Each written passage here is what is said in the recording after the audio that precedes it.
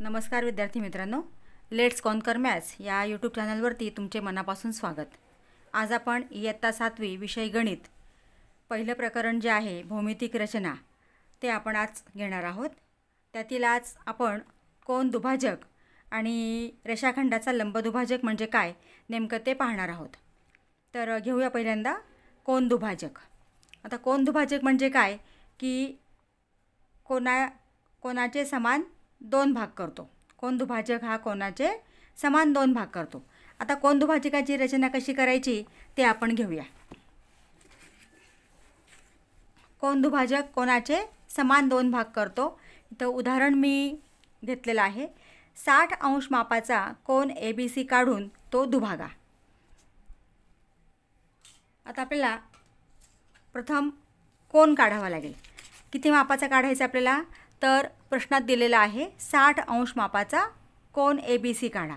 मग आता इथं आपण रेषाखंड काढून घ्यायचा आहे आणि हे रेषाखंडाचे दोन अंत्यबिंदू आहेत। त्या एका बिंदूवरती हे कोनमापक आहे। या कोनमापकाचा केंद्रबिंदू आपण याला BC नाव दिलं तर बिंदू B किंवा C वरती ठेवू शकता। आता कोनमापकावरती प्रत्येक संख्या ही दोन दोन वेळा असते। 0 दोन्ही बाजूला असतो, तसंच 10 दोन्ही बाजूला असतो। तर आपण हे कोनमापक कुठं ठेवतो, कोनमापकाचा केंद्रबिंदू आपण कोणत्या बिंदूवर ठेवतो त्यानुसार आपल्याला त्या शून्यापासून मोजावं लागतं। आता आपण इथं B वरती कोनमापकाचा केंद्रबिंदू ठेवला आणि ही जी कोनमापकाची आडवी रेषा आहे ही रेषा या बिंदूवरती या रेषाखंडावरती ठेवायची आहे। मग कोनमापकाचा केंद्रबिंदू आपण इथे ठेवला, ही रेषा बरोबर आपण याच्यावरती ठेवली म्हणजे खालची रेषा आपल्याला दिसणार नाही। या पद्धतीने आपण कोनमापक व्यवस्थित ठेवायचं आहे। आणि मग जो शून्य या रेषाखंडावरती येतो, आता हा इकडचा शून्य मोकळ्या जागेत आहे आणि हा शून्य रेषाखंडावरती आहे या रेषाखंडावरती, तर त्याच शून्यापासून मोजायचा आहे। जो रेषाखंडावरती जो शून्य येतो त्या शून्यापासून आपल्याला मोजायचं आहे। मग 0 10 20 30 40 50 60, कारण 60 दोन वेळा आहे। प्रत्येक संख्या या ठिकाणी दोन वेळा आहे, म्हणून आपण कुठलीही संख्या घेतली तर आपलं माप हे चुकणार आहे। म्हणून या ठिकाणी कोणत्या शून्यापासून आपण सुरुवात करायची आहे, मोजून आपण त्या ठिकाणी 60 अंशाचा कोन काढायचा आहे। आता इथं आपण 60 अंशाला खूण केलेली आहे। मग आपण हा किरण काढून तो बिंदू जोडून घ्यायचा आहे। म्हणजे हा झाला कोन ABC 60 अंश मापाचा। आता हा 60 अंश मापाचा कोन आपल्याला दुभागायचा आहे, म्हणजे याचे समान दोन भाग करायचे आहेत। इथं आपण कोन काढतोय म्हणून दोन्ही बाजूला बाण करा, बाणाचं चिन्ह करा। आता या कंपासमध्ये अंदाजे अंतर घेऊन इथं B बिंदूवरती कंपासचं पोलादी टोक ठेवायचं आहे आणि दोन्ही किरणांना कंस काढायचे आहेत। दोन्ही किरणांना कंस काढायचे। आता हे कंस या किरणांना जिथं छेदतात त्या छेदन बिंदूवरती आपल्याला पोलादी टोक ठेवून पुन्हा कंस काढायचे आहेत। बरोबर त्या छेदन बिंदूवरती कंस आणि तो किरण यांचा छेदन बिंदू घ्यायचा आहे। त्या छेदन बिंदूवरती हे कंपासचं पोलादी टोक ठेवून इथं मध्ये कंस काढायचा आहे। तसंच या बाजूवरती या बाजूच्या छेदनबिंदूवर ठेवून सुद्धा कंस काढा। आता हा जो छेदनबिंदू आहे, दोन कंसांचा छेदनबिंदू आपल्याला मिळालेला आहे, तो छेदनबिंदू B बिंदूला जोडून आपल्याला कोन दुभाजक काढायचा आहे। मग हा कोन दुभाजक आपण बरोबर हा बिंदू हे दोन्ही बिंदू जोडून इथं किरण काढला तर हा किरण समजा याला आपण इथं डी नाव दिलं तर किरण बी डी हा कोन ए बी सीचा कोनदुभाजक आहे. अशा पद्धतीने आपल्याला कोनदुभाजक काढायचा असतो. आता पुढचा आपण घेऊया रेषाखंडाचा लंबदुभाजक. आता लंबदुभाजक म्हणजे काय की याच्यामध्ये दोन भाग आहेत, लंब आणि दुभाजक. हा रेषाखंडाला लंब असतो आणि त्या रेषाखंडाचे समान दोन भाग करतो. आता इथं बघा कोनदुभाजक म्हणजे कोनदुभाजक कोनाचे समान दोन भाग करतो. तर या कोनदुभाजकामुळे ह्या कोन ए बी सीचे समान दोन भाग झालेले आहेत. तसे लंबदुभाजक हा त्या रेषाखंडाचे समान दोन भाग करतो आणि तो रेषाखंडाला लंब असतो, म्हणजे त्या ठिकाणी 90 अंशाचा कोन तयार होतो. आता बघूया आपल्याला रेषाखंडाचा लंबदुभाजक कसा काढायचा आहे. त्यासाठी उदाहरण मी इथे घेतलेलं आहे. 6 सेमी लांबीचा रेषाखंड PQ काढून तो दुभागा. आता आपल्याला 6 सेमी लांबीचा रेषाखंड काढायचा आहे. आपण रेषाखंड काढताना शून्यापासून मोजतो, तर 0 आणि 6 सेमी.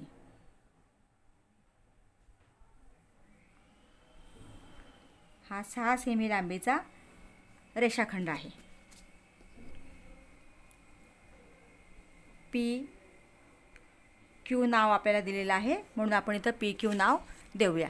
तर PQ हा 6 सेमी लांबीचा रेषाखंड आहे. 6 सेमी. आता याचा आपल्याला लंबदुभाजक काढायचा आहे. तर लंबदुभाजक काढताना P बिंदूवरती पोलाद टोक ठेवलं तर निम्म्यापेक्षा जास्त अंतर ह्या कंपासमध्ये घ्यायचं आहे. निम्म्यापेक्षा जास्त अंतर घेऊन या ठिकाणी बघा, म्हणजे इथं निम्म्यापेक्षा जास्त अंतर, पेन्सिलचं टोक हे निम्म्यापेक्षा पुढं गेलं पाहिजे.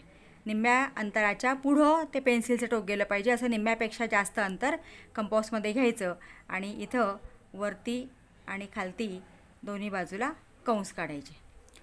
तसंच P बिंदूवरनं सुद्धा आपल्याला पहिल्या कंसाला छेदणारे कंस काढायचे आहेत. P बिंदूवर ठेवून पहिल्या कंसाला छेदणारे कंस काढायचे आणि हे जे छेदनबिंदू आपल्याला मिळतात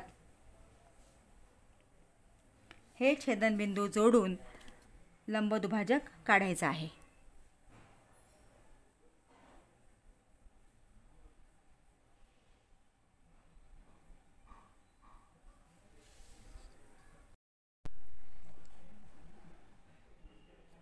हे छेदनबिंदू जोडून लंबदुभाजक काढायचं आहे. हा लंबदुभाजक काढला. इथं समजा आपण या बिंदूला M नाव दिलं तर PM आणि MQ हे दोन्ही अंतर समान असतात आणि या ठिकाणी हा काटकोन तयार होतो.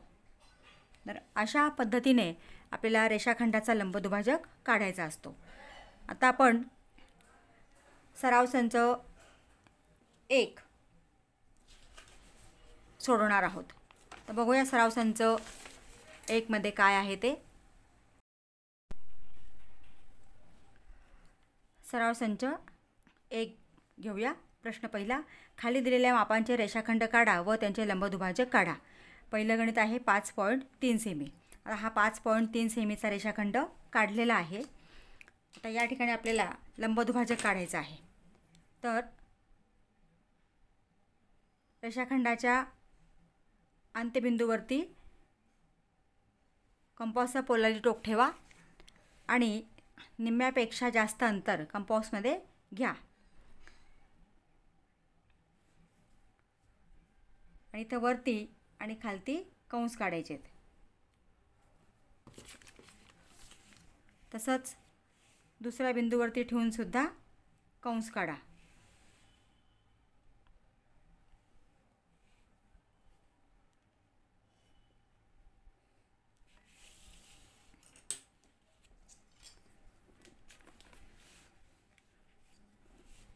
आणि हे छेदनबिंदू एकमेकांना जोडून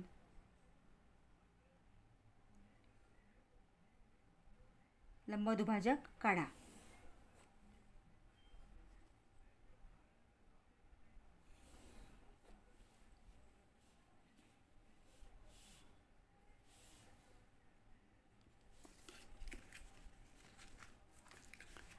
तसंच आता हा 6.7 सेमी लांबीचा रेषाखंड काढलेला आहे.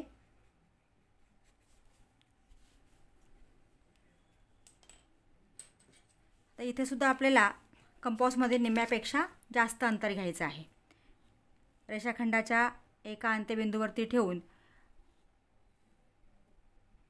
निम्म्यापेक्षा जास्त अंतर कंपासमध्ये घ्या आणि वरती आणि खालती दोन्ही बाजूला कंस काढायचे आहेत.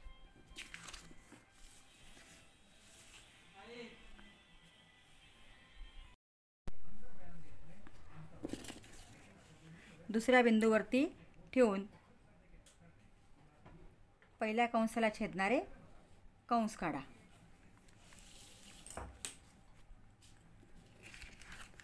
आणि या कंसांचे छेदनबिंदू जोडून लंबदुभाजक काढा.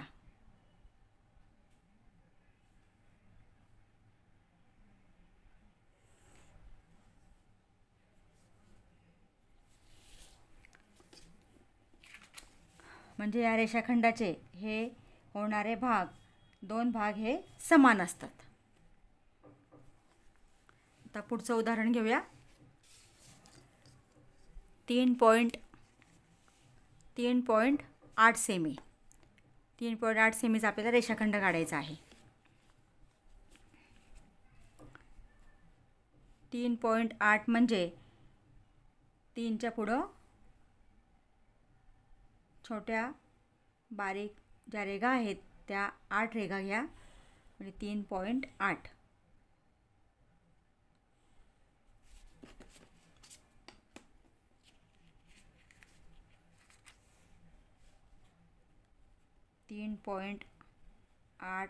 सेमी.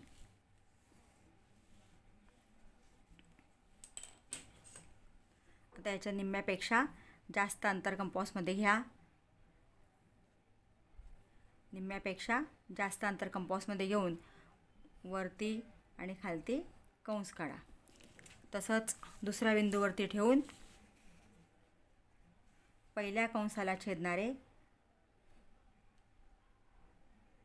दुसरे कंस काढा आणि त्या कंसांचे छेदनबिंदू जे आहेत ते एकमेकांना जोडून लंबदुभाजक काढायचं आहे.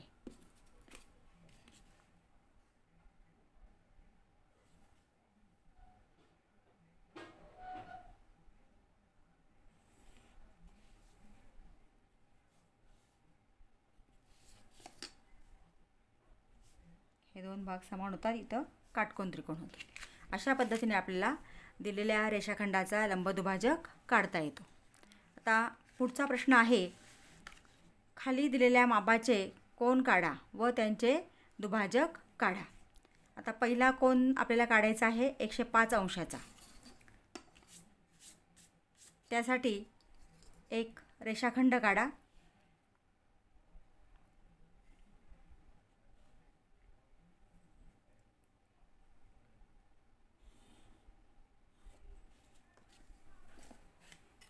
या रेषाखंडाच्या अंत्यबिंदूवरती कोनमापकाचा केंद्रबिंदू ठेवा. आपण हा कोनमापकाचा केंद्रबिंदू ठेवला. ही रेषा बरोबर या पेन्सिलच्या रेषाखंडावरती आपल्याला ठेवायची आहे आणि 105 अंशाचा आपल्याला कोन काढायचा आहे. तर आपण जो शून्य या रेषाखंडावरती येतो त्या शून्यापासून आपल्याला मोजायचं असतं. म्हणजे हा शून्य येतो आहे म्हणून ह्या संख्या आपल्याला घ्याव्या लागतील. तर 0, 10, 20, 30, 40, 50, 60, 70, 80, 90, 100 आणि 105.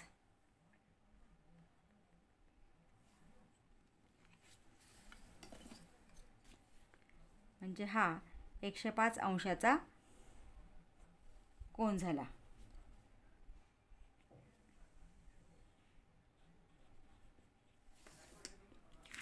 आता हा कोन आपल्याला दुभागायचा आहे.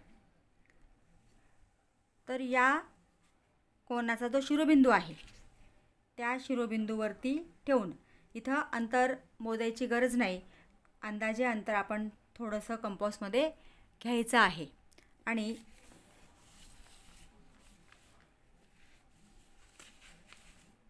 बघा मी कुठं ठेवलेलं आहे. या कोनाच्या शिरोबिंदूवरती कंपासचं पोलरी टोक ठेवून दोन्ही बाजूला कंस काढायचे आहेत आणि हे कंस या किरणांना जिथं छेदतात त्या छेदनबिंदूवरती ठेवून इथं मध्ये कंस काढा. हा पहिला कंस काढला, ह्या बिंदूवरती ठेवलं आहे बघा. ह्या बिंदूवरती ठेवून पुन्हा इथं पहिल्या कंसाला छेदणारा दुसरा कंस काढायचा आणि त्या कंसांचा जो छेदनबिंदू आहे तो छेदनबिंदू या कोनाच्या शिरोबिंदूला जोडून कोनदुभाजक काढायचा आहे.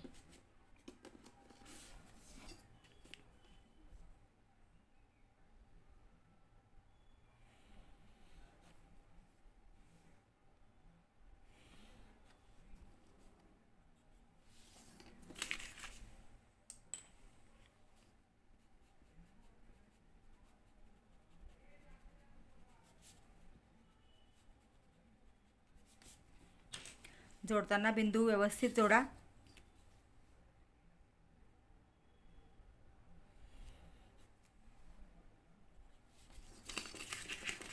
हा झाला या 105 अंश मापाच्या कोनाचा कोनदुभाजक आणि या कोनदुभाजकामुळे हे दोन कोन समान होतात. म्हणजे हे जे दोन भाग होतात हे दोन्ही भाग समान मापाचे होतात. आता पुढचा कोन आपल्याला घ्यायचा आहे 55 अंशाचा. मग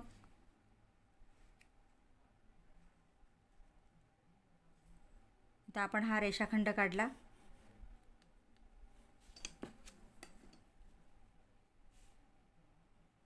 या रेषाखंडाच्या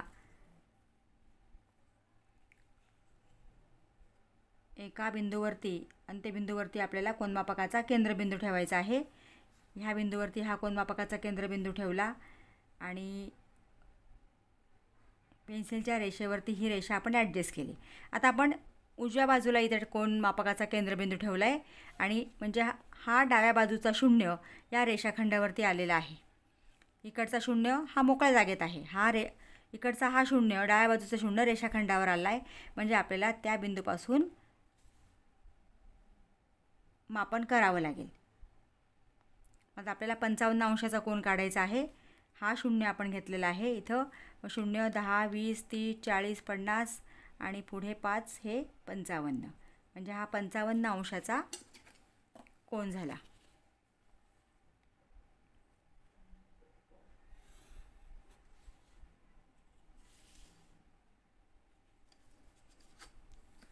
आता हा कोन आपल्याला दुभागायचा आहे.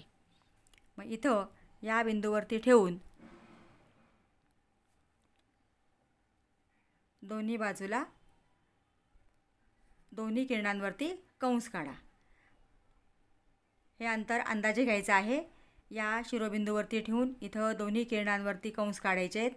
पुन्हा ते कंस या किरणांना ज्या ठिकाणी छेदतात त्या छेदनबिंदूवरती ठेवायचं आणि इथं मध्ये कंस काढायचे आहेत.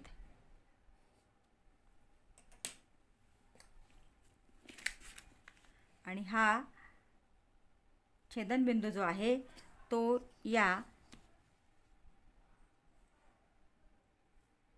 शिरोबिंदूला जोडायचा आहे.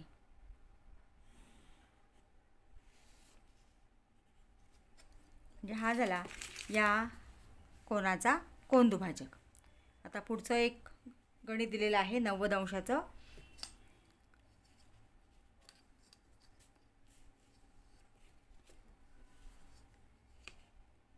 इथं हा आपण रेषाखंड काढला. या रेषाखंडावरती आपण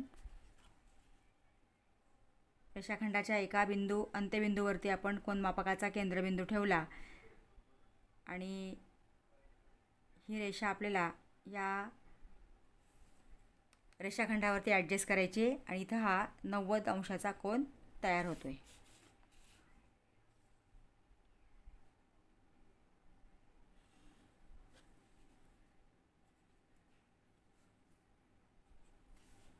हा 90 अंशाचा कोन तयार झाला. आता हा कोन आपल्याला दुभागायचा आहे.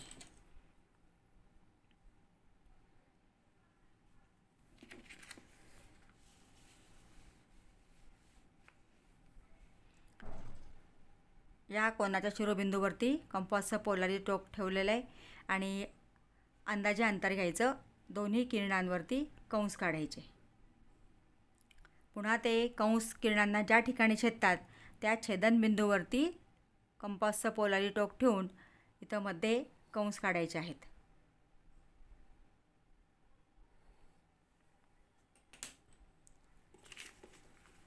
आणि तो जो छेदनबिंदू आहे तो छेदनबिंदू कोनाच्या शिरोबिंदूला जोडायचा आहे.